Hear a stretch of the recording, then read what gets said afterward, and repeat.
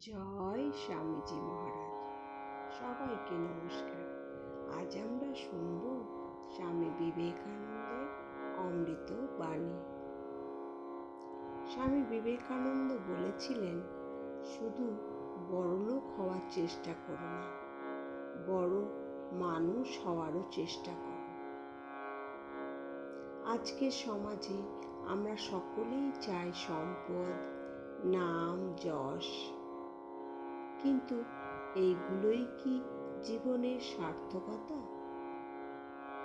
স্বামীজি শিখিয়েছিলেন, সত্যিকারের বড় মানুষ সেই, যিনি নিজের জীবনের আলোয় অন্যের জীবনকেও আলোকিত করেন। তিনি বলেছিলেন, মানুষ গড়ো, টাকা এমনিতেই আসবে।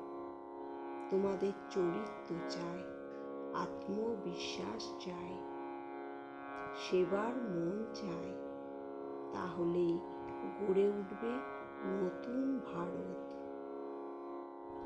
একজন বড় মানুষ হলেন তিনি, যিনি সহানুভূতিশীল, কর্তব্যনিষ্ঠ, আত্মবিশ্বাসী এবং নিরহংকারী।